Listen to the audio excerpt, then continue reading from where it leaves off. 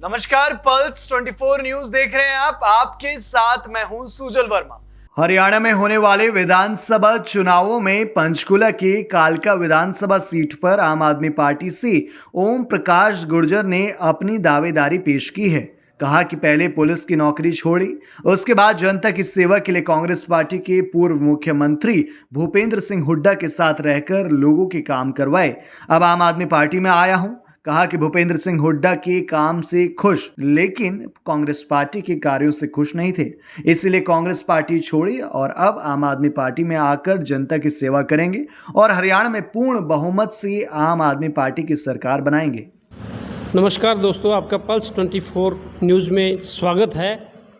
अभी हम आज आम आदमी पार्टी के जो नेता हैं, पहचान की तो इनको ज़रूरत नहीं है क्योंकि बहुत ही कई सालों से ये सक्रिय रहे हैं नेताओं के साथ में।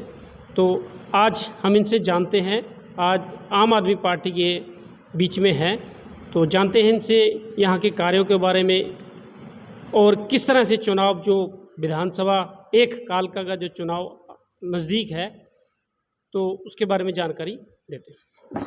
नमस्कार ओम प्रकाश जी, आपका स्वागत है। पल्स 24 दर्शकों को मेरी तरफ से प्रणाम।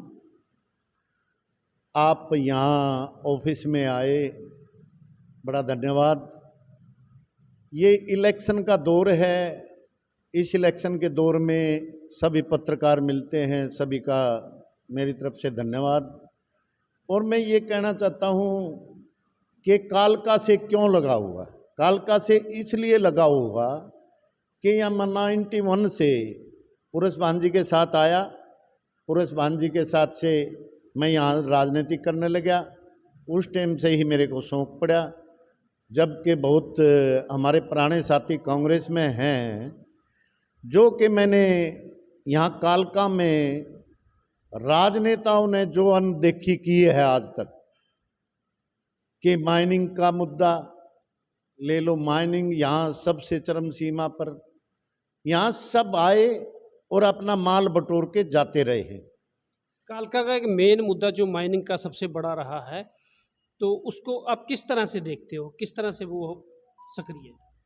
सब क्राइम यहाँ पे माइनिंग की बदौलत है। क्रिमिनल यहाँ तैयार होते हैं जो माइनिंग की बदौलत होते हैं। माइनिंग एक मुद्दा है, सरकार की नीति खराब है। सरकार की नीयत ठीक हो तो माइनिंग का मुद्दा कुछ नहीं है। मैंने जो अपने पोस्टर में भी लिखवाया है, जिसका खेत होगा उसी का बजरी रेत होगा। ये मुद्दा इसलिए लिखवाया है कि एक ठेकेदार व चोर डिपार्टमेंट दिन रात पाड़ते रहो नदियाँ को, और एक जमींदार अपने खेत में से थोड़ी ही बजरी या रेत लेकर चलता है कोई अपनी ट्रैक्टर ट्रॉली में, उसका काट देते हैं 50,000 का चालान, 2 लाख का चालान, 1 लाख का चालान। मैं ये सिस्टम को बिल्कुल ख़त्म करूँगा और तरीके से सिस्टम करूँगा, क्योंकि यहाँ पर चौहान साहब माइनिंग ने बहुत क्राइम बढ़ा दिया है यहाँ पे। क्योंकि जो यहाँ मिली भक्ति करके माइनिंग करते हैं रात को, वहीं आगे मैदान में आना शुरू हो जाते हैं। अगर आपकी सरकार जैसे आती है यहाँ पर, हरियाणा के अंदर सरकार बनती है, तो माइनिंग का जो सबसे बड़ा यहाँ कारोबार चल रहा है, तो आपको उसको कैसे बंद करवाओगे या क्या करोगे, कैसे चलाओगे? नहीं, तरीके से कराएंगे। जो ज़मीन के मालिकों को बेनिफिट होगा उस तरीके से माइनिंग की पॉलिसी बनाएंगे। माइनिंग को चालू भी रखेंगे तो लिमिट के हिसाब से रखेंगे। ऐसा नहीं है कि भाई कहीं जेसीबी लगा दी, कहीं पोपलाइन लगा दी, खोद दिए। बड़ा सिस्टम यहाँ इस माइनिंग के मामले में बड़ा गड़बड़ घोटाला है। इसकी जांच भी कराएंगे, सरकार बनेगी, माइनिंग की जांच भी कराएंगे, किसने क्या क्या किया है यहाँ। उस सरकार को गए हुए काफ़ी टाइम हो गया, क्या लोगों के आज भी वो जो आपके कार्य हैं वो याद रहे होंगे? देखो, याद रहे, जो हमारे साथी हैं पुराने आके बताते हैं हमारे को, अग जी आपने ये काम किया, ये काम किया, ये काम किया, तो मैंने याद है लोगों के। और ये पता है कि भाई ये सच्चा पक्का आदमी है, जो काम की यहाँ बढ़ता है तो करके रहता है। चाहे कहीं जाओ सामाजिक काम में, मैं पीछे नहीं हटता उसमें। और एक बात और मैं पूछना चाहूँगा कि यहाँ पे गुज्जर समाज की जो वोट है वो काफ़ी ज़्यादा वोट है यहाँ पे।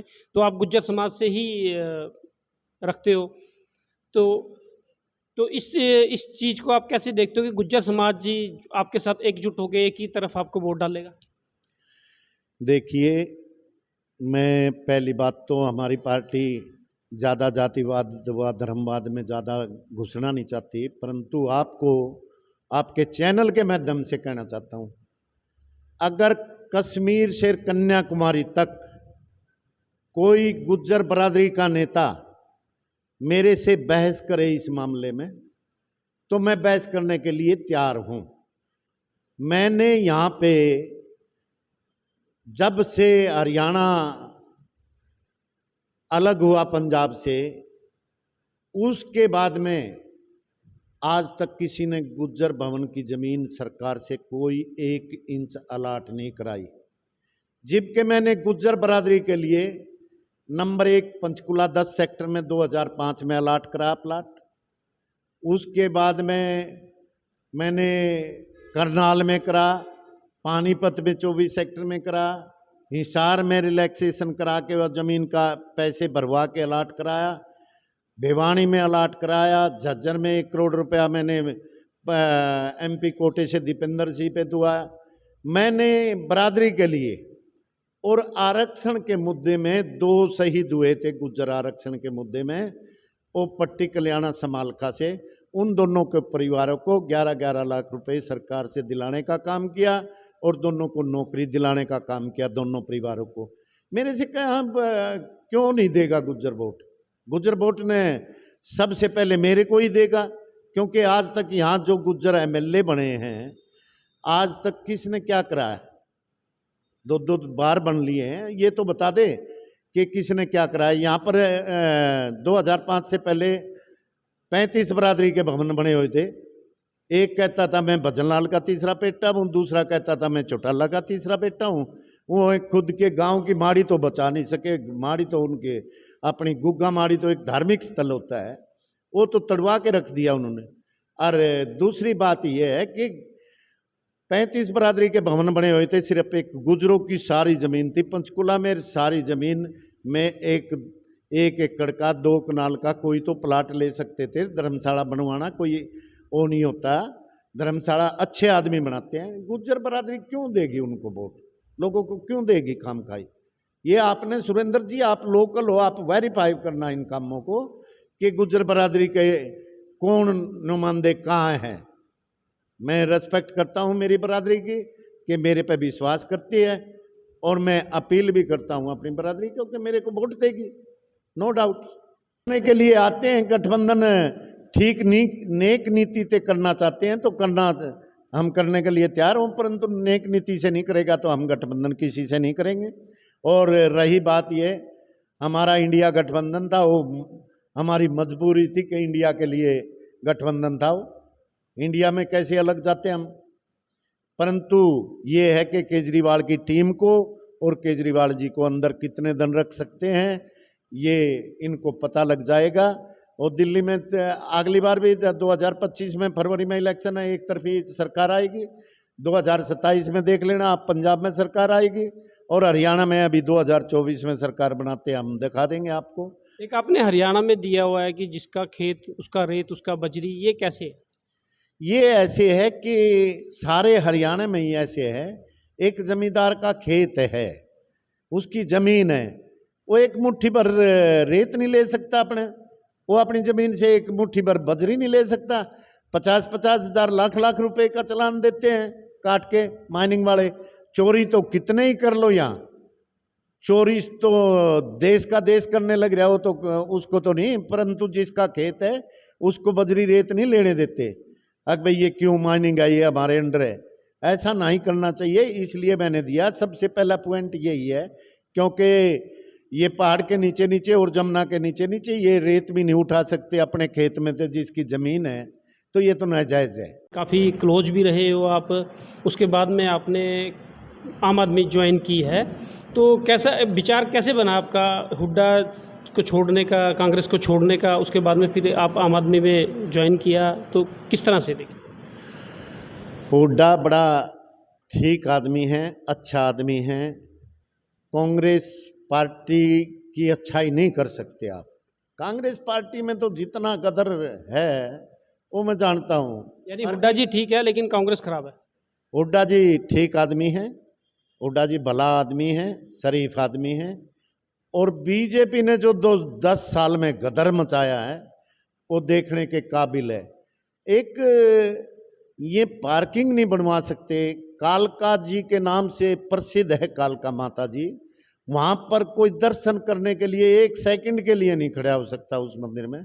हाँ, रुपये लूटने के लिए मंदिर प्राइवेट अपना सरकार के अंडर ले लिया, परंतु उसकी पार्किंग का नहीं किया। जबकि यहाँ से कालका माता मंदिर से और गार्डन तक सिर्फ एक इन्होंने चाय नहीं बांधनी चाहिए थी, इनका फुटपाथ बनाना चाहिए था। यहाँ रोड जाम ना होता, ना आपस में लड़ के एक दूसरे का गाड़ी बढ़ा के चलते। यहाँ सारा दिन 24 घंटे जाम रहता है। ये बड़ी उसकी वो है।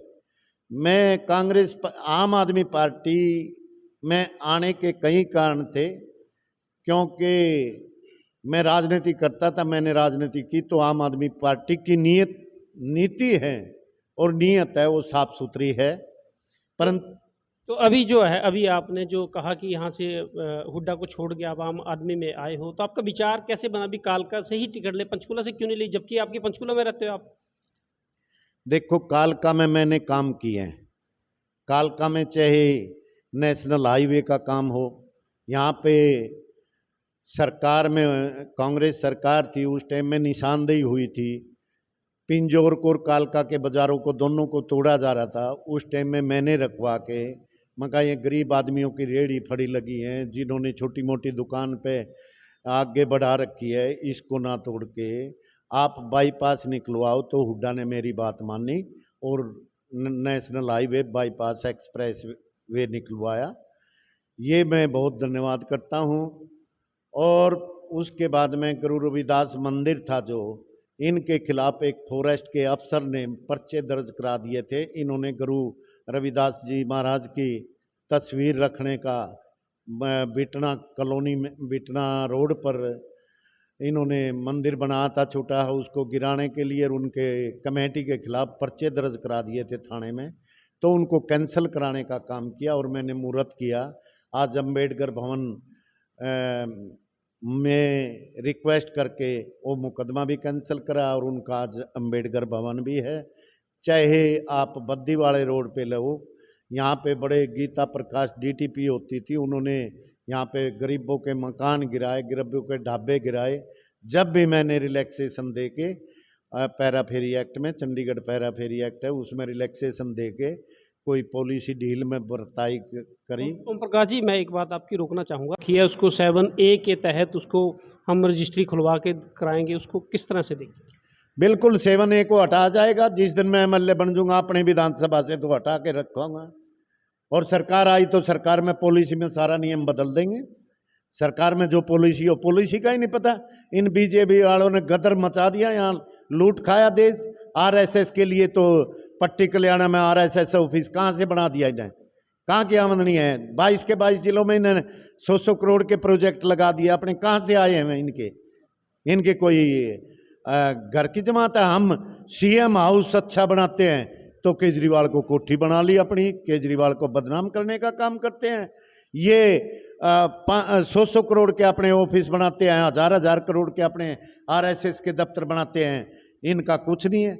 मंदिर बना दिया, एजुकेशन बनाते। देखो, एजुकेशन लेने नहीं देते, एजुकेशन पे बैन, हॉस्पिटलों पे बैन। इनके आरएसएस के ऑफिस बन जाओ, इनके घर के ऑफिस बन जाओ, ये सबसे अच्छा मानते हैं। धर्म और जाति में उलझा के इन्होंने इस देश का इतना पीछे धकेल दिया कि जाति और धर्म से नफरत करने लग जाएंगे लोग। तो हरियाणा की जनता क्या उम्मीद रखे कि जब आपकी सरकार बनती है तो उसमें आपको बिजली, पानी, ये स्वास्थ्य और स्कूल जो है, ये शिक्षा जो है फ्री मिलेगी? बिल्कुल। ये प्राइवेट स्कूल हैं, इनसे अच्छे तो स्कूल बनाए जाएंगे। जहाँ अमीर का बच्चा पढ़ता होगा वहाँ गरीब का बच्चा पढ़ेगा। जहाँ अमीर का इलाज होगा, वहाँ गरीब का भी इलाज होगा और फ्री होगा। और रही बिजली पानी की, बिजली पानी हवा, ये तो इंसान की ज़रूरत है, ये तो ज़रूरत है। 24 घंटे बिजली भी चाहिए, 24 घंटे हवा भी चाहिए। सिर्फ 24 एक आम घंटे आदमी पानी। पार्टी है जो बिजली और पानी फ्री दे रही है। बिजली पानी फ्री दे रही है, नहीं ये हेल्थ भी फ्री देगी। बिल्कुल, सरकार आते ही सबसे पहले पॉलिसी हेल्थ की बनाई जाएगी, शिक्षा की बनाई जाएगी। 5 मुद्दे हैं, ये पांचों को रोजगार पे सबसे पहले अटैक करेंगे कि भाई रोजगार। देखो आपने पंजाब में आपने देखा होगा कितनी लाख भर्ती मैं करी। उसी बात पे आना चाहता था कि अगर बिजली पानी आप फ्री दे रहे हो, उसकी बजाय आप अगर रोजगार किसी को फ्री दे दें तो कैसा रहेगा? रोजगार सबसे पहले, जो जिस काबिल आपने देखा होगा, मेरे उसमें मेरे पोस्टर में भी देखा होगा कि भाई जो जिस काम के काबिल होगा उसको रोजगार उसी टाइम दिया जाएगा। जितना पढ़ा लिखा होगा उस पढ़ाई के हिसाब से उसको रोजगार दिया जाएगा। और ये साथ में बद्दी देख लो हिमाचल में, वहाँ ये कालकावासी नौकरी करने चाहते हैं, कंपनियों में फैक्ट्रियों में ये जाते हैं। ये यहीं हरियाणा के अंदर कालका नंबर 1 विधानसभा है, कालका नंबर 1 को 1 नंबर ही लगाया जाएगा। और इन्होंने जो ये काम किया है, कांग्रेस ने और बीजेपी ने ताले लगाने का काम किया है। चाहे एसीसी फैक्ट्री हो, उसको ताला लगा के उसको बंद कर दिया, चाहे उसमें एचएमटी फैक्ट्री हो, एचएमटी में ताला लगा के उसको बंद कर दिया, चाहे इसमें खेल का ग्राउंड एक स्टेडियम बनाया है उस पे ताला लगाने का काम किया। मंदिर तक नहीं बख्शा इन्होंने, मंदिर तक इन्होंने अपने कब्जे में लेके उनको सरकार के हवाले काम किया। इन्होंने रेल कोच फैक्ट्री यहाँ नहीं थी, उन्होंने वहाँ नहीं, उसको ताला, वर्कशॉप थी वर्कशॉप पे ताला लगा दिया। यहाँ बेरोजगार कर दिया लोग, जो जनता यहाँ पे नौकरियाँ करती थी, जो जनता यहाँ पे नौकरियां करती थी, उस जनता की आगे औलाद भूखमरी में हिमाचल में नौकरियां करनी पड़ रही है। हिमाचल डब्बा उठा के जाते हैं, हमारे विधानसभा को 1 नंबर बनाएंगे। ओम प्रकाश जी, आपसे एक मेरा आखिरी सवाल है। आप अगर जैसे अब इलेक्शन होता है, आम आदमी चुनाव लड़ती है, यहाँ से कालका से लड़ती है, तो आपका मुकाबला कौन सी सरकार से होगा? कांग्रेस से होगा, बीजेपी से होगा? कौन टक्कर दे सकता है? मेरे हिसाब से तो दोनों में तो कोई सा टक्कर नहीं दे सकता, दोनों में से कोई सा टक्कर नहीं दे सकता। आम आदमी पार्टी बहुत पूर्ण बहुमत से पंजाब की तरह और दिल्ली की तरह ले आएगी। ठीक है, अभी देखा आपने, हमारे साथ थे ओम प्रकाश जी, जो यहाँ कालका विधानसभा 1 से चुनाव आम आदमी पार्टी से दावेदारी ठोकते हैं।